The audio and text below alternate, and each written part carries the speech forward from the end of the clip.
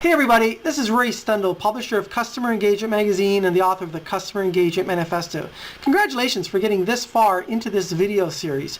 If you've been following along, you have the special report, you've gone through a sequence of videos to help you in acquiring customers. We've talked about profitability, and now the next aspect is all about customer retention.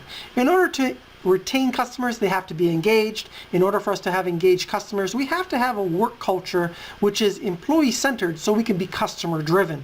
So I have a special treat for you. A few months ago, we created a very special report all about looking at the customer experience, but also looking at the employee experience. And in this video series, we talk about engagement at the executive level. We talk about having the right work processes and systems in place for the employees.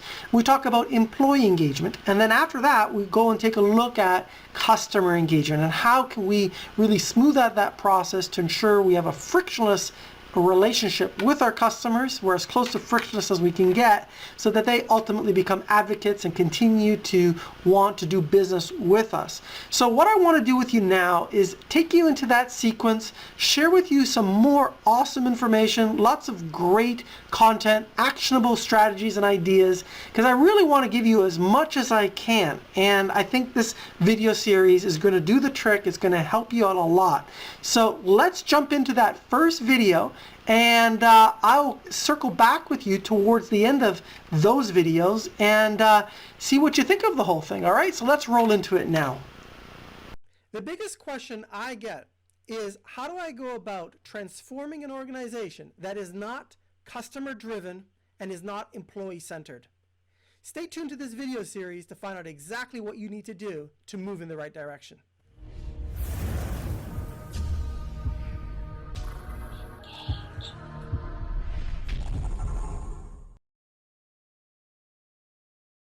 Hello and welcome to the first video in this important series.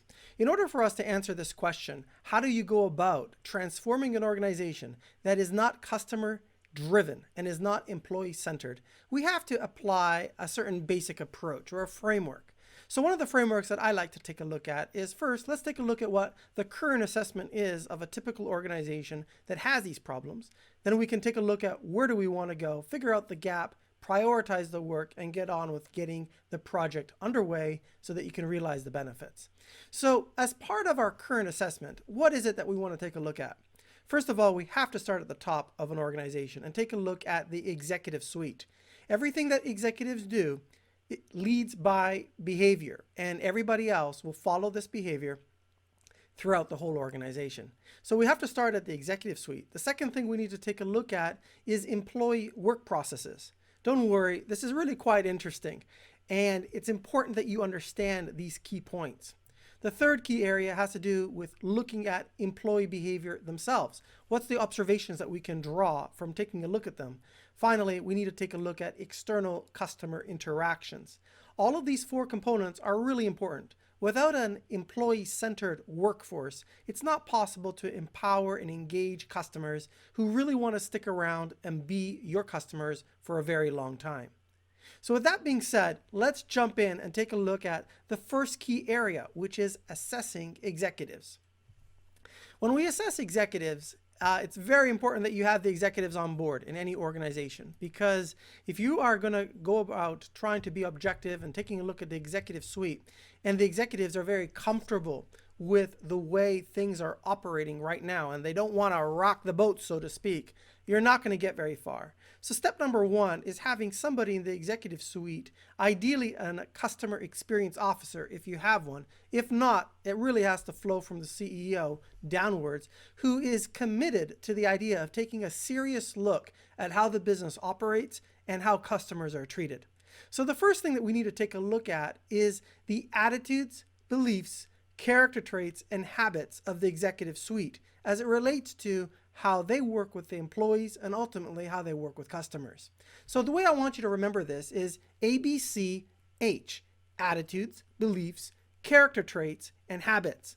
So one of the things that we need to consider when we look at each of these is, what attitudes does the executive suite have in relation to the employees? How do they regard employees? Are employees considered resources, interchangeable, movable, Or are they considered as individuals that each have their various strengths, weaknesses, and opportunities for growth and opportunities to contribute to the bigger picture in an organization? It's important to understand how the executive suite sees the whole idea of interacting with a team and interacting with customers, being able to lead by example. What are their beliefs about how customers should be treated? But more important than attitudes, beliefs, and character traits, what are the actions that are being taken that speak so much louder than words, as demonstrated by the habits that the executive suite has? These are all critical things that need to be assessed and need to be looked at. Because without really understanding how the top line management really thinks about the organization, thinks about empowerment, thinks about how to go about getting the most out of people, it's not possible to move forward. So you have to have this current baseline assessment. It's important to capture the voice of the executive. This is a term I've borrowed from the voice of the customer analysis. I'm applying it to the voice of the executive because the more we can understand about how executives think and what they do and how that is or is not congruent with what they say, the more we'll get to the root of how we can do a turnaround. The next key thing we want to take a look at is the leadership and the vision of the organization. I know what you're thinking. We've been through this before, right? Leadership is important. Well, it really is important. If you don't have a leadership team that is really committed to taking responsibility for the organization and for the interactions with customers and exhibits pride of being part of the organization and leading by example, how can you expect employees to lead by example, other employees, and ultimately to lead customers? Customers need to be led, because we as executives in a company need to be able to demonstrate that we have industry experience and can help a customer through a collaborative, consultative approach to solving their needs. How do the executives, through their leadership, instill trust and empowerment in an organization? That's really a key question. Everybody talks about empowerment, but how is it actually being operationalized? This is a key question that I want you to think about in your organization. How do you go about leading by example and empowering the people that are on your team? One of the other things that you can consider is taking a look at 3 different types of moments of judgment. A moment of judgment occurs when somebody in the executive suite interacts with an employee or a customer and a perception is formed. We have 3 different types of perceptions that can be formed. One is a moment of pain. This is where an expectation has been let down. A customer expectation wasn't met, an employee expectation wasn't met, or an employee's expectation to another employee wasn't met. These moments of pain start to stack up, and as they start to stack up, it creates frustration and it creates a lot of issues that will come out over time. The next key area has to do with fantastic moments that are differentiated because an employee felt special. An employee felt that they were heard, that they were valued, that they were acknowledged. And after all, isn't these feelings what all human beings want? They want to be acknowledged. We want to be heard. This is an important aspect for our leadership team to consider. So ask yourself, how does your leadership team go about acknowledging, listening, and following up with what the employees of the organization have to say? These are all key points to transitioning from an organization which is very policy focused to one that is employee centered. The last key point when we think about moments of judgment is the moment of indifference. The moment of indifference is one where really an employee doesn't really care one way or another what the top level management has to say, as long as they essentially have a job. This moment of indifference means that you do not have the heart and soul of the employee with you to help you implement the vision that you have at hand. And what you do have is a body that clocks in and clocks out. Ultimately, this means you do not have an engaged workforce when everyone turns into being indifferent. So this is all relating to the whole topic of leadership. And I want you to consider, what are the key success drivers of your business? Many organizations try and improve on all facets of their business when really we cannot be great at everything. We have to be acceptable at everything, but we must focus on excelling at what's really critical to your business in moving yourself forward. So focus on those core competencies that you have. And in order for you to do that, you have to, of course, identify them. So the next question I have for you is, how well do you really know your employees? I mean, seriously, I'm not talking about knowing that you have an employee named Sally who is 35 years old and has been working for your organization for the last 5 years. I mean, what is Sally's career path? What are her motivators? What does she want out of her career and her position within this organization? How does she feel that she can best contribute? What is she passionate about? What are her values, beliefs, morals? Really understand who your employees are. Now, I know what you might be thinking. You might say, Ray, I'm part of a large organization and it's not really quite feasible and possible to get to know everybody. Well, to a certain extent, I can understand that. But for the people that you are in direct contact with on a very regular basis, and I would even say one level down from that, so that you are the manager once removed, you should have a very clear understanding of who you're working with.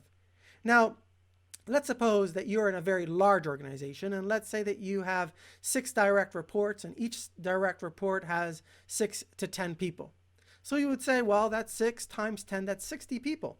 Well, 60 people, you can get to know 60 people over the course of a year and understand who they are by making time to get to know them, to pay attention to them.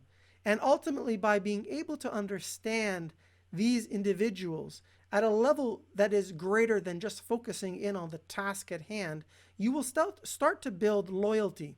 You'll start to build loyalty because the employees will see you as being invested in their future. That's a key point. When employees feel that management is invested in their future and cares about their future, you will start to see that employees start to care about the vision that the executive staff wants to project onto an organization. Now, the next key piece that I want to share with you when we consider looking at the executive suite is, how does the executive suite communicate? Communication is one of the most important skills any professional has. It is particularly important when we take a look at the executive suite. Every move, every word, every way in which an executive communicates is registered. It's registered based on looking at the body language, the tonality, the words that are used. It's registered to understand and make a judgment call if the executive is authentic, if the executive is transparent, and if the executive is somebody that can be trusted. So what I want you to do is to think about how you communicate with your team. Think about the different tools that you use and the frequency that you meet with your team, the tonality of your voice, and ultimately, how much do you really encourage feedback? Now I know what you're going to say. You're going to say that we have an open door policy here at our company, and that's great. However, I've been in many different organizations with open door policies, and the truth of the matter is, it's open as long as you don't really ask the really hard questions. Let me give you an example of a hard question that an employee should be empowered to ask. Here you go. An employee in an organization should be able to go to the CEO and ask a question like this. Mr. CEO, what is our plan to ensure that we architect a true frictionless customer engagement and a customer experience? How do we ensure that every aspect of how we engage with our employees and our customers is frictionless, such that we build loyalty both with customers and employees? See, that's a hard-hitting question. If you don't feel comfortable to ask that question to your executives team, then there is a challenge, because we say, or many organizations will say, there's an open door policy, but you feel uncomfortable asking questions like that. Or perhaps you want to ask a question such as, how are we adding value in our sales and marketing process? Ask that question to an executive team member. And if you feel that these are hard questions to ask, it means that the organization is not as open as it should be. Organizations that are truly open are willing to entertain the hardest questions that can be asked, and not only entertain them, address them in a public forum. and you will be amazed at the transparency and authenticity that is communicated to the workforce and how people will stick with you in good times and bad because they know that they can trust the executive team. So this is one key area that I wanted to talk with you about, and that is in any transformation to move to being employee-centered, to being customer-driven, we have to take a hard look at the executive team to make sure that this is truly a priority.